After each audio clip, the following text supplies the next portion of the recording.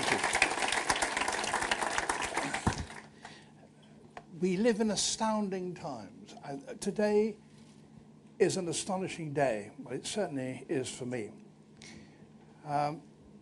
50 years ago, to be absolutely precise, 50 years and 18 months ago, which doesn't seem very long as far as I'm concerned, but I had heard, I was working for the young BBC television, and I had heard that there was a huge lizard, the biggest lizard in the world, which lived in a remote island called Komodo that was somewhere out in the Far East. And as was the way those days, I found a companion and I said, why don't we go and try and find it? Just as sort of carelessly and foolishly and impractically as that. So he and I set off for Java.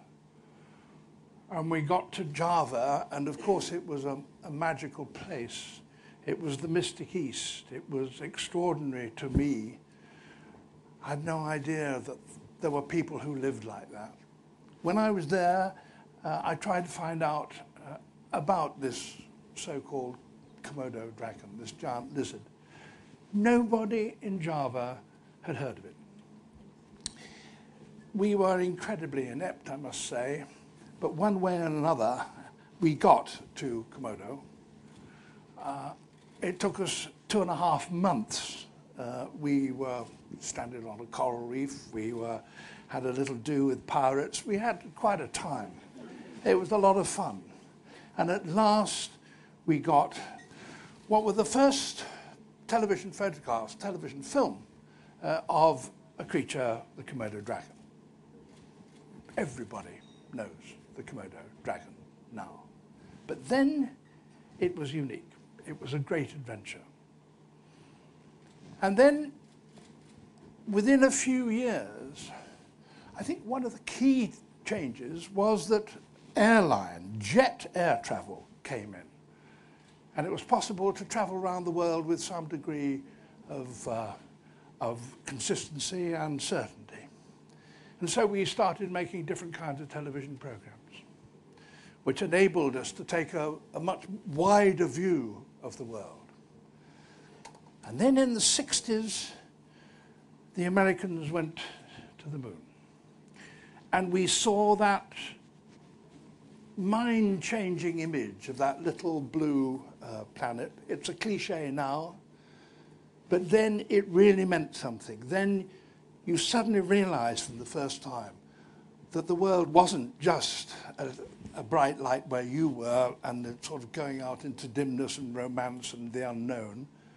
The world was one, and you were a citizen of this one planet.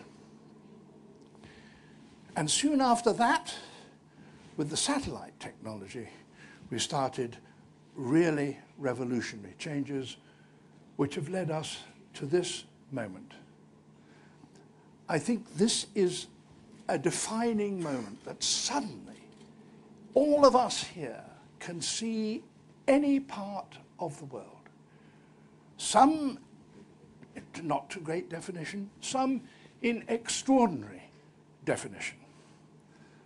The world is no longer a vague romantic place as it was 50 years ago. The world, we are all citizens of it and know it in intimate detail. And now comes the important thing.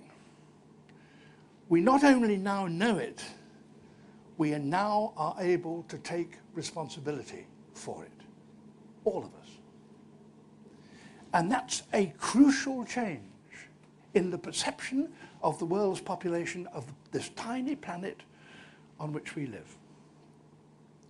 Television has been making films about the natural world for a long time. And it was the vision of one man who was head of the BBC's unit called Chris Parsons, who realized that television worldwide, this country, United States, Australia, had been accumulating visions, great insights of the natural world.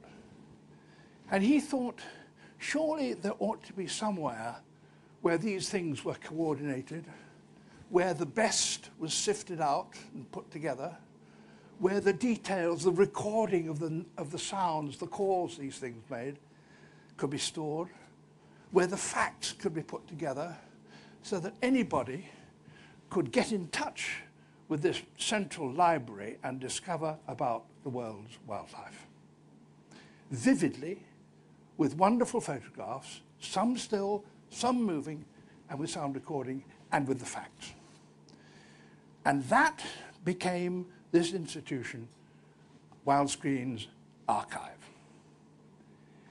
And today, it's the bringing together of those two things. This extraordinary vision, which we now get from the satellite, which Google has made available to everybody. Google has come together with Wildscreen, which has this unique distillation of the images of the natural world, so that any one of us can go to a particular area on the globe. What lives there? Any one of us could be concerned about whether it's the Komodo dragon or a bird of paradise or whatever, and look it up and find exactly on the map where it is. Now the notion that the world was mysterious was actually a romantic one and an entertaining one. That has gone. But I put it to you that it has been replaced with something much, much more valuable, which is knowledge. And with knowledge comes responsibility, and also the ability to do things, and to take decisions, and to be aware of what is happening. Google can take you to parts of the world where you can actually see a flock of flamingos and know whether it's there or whether it's on the way out. Google can look at the Amazon rainforest and see whether in fact, so you can see whether in fact it is being destroyed. We don't have to rely on the soft words and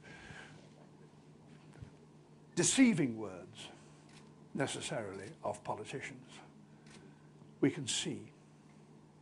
This is a huge and valuable weapon that has been put in our hands, put in the hands of anybody and everybody who cares about the future of this greatly imperiled world, in particular the natural part of it. So for me, this is an extraordinary day. A day when I look back on 50 years to that extraordinary time when we lived in just a little patch and just had no idea what on elsewhere, to becoming aware. I think it's a cause for huge optimism, and I'm thrilled to be here at this particular moment when Google and Wildscreen Archive come together to put a weapon of unparalleled value in the hands of all of us who care about the natural world.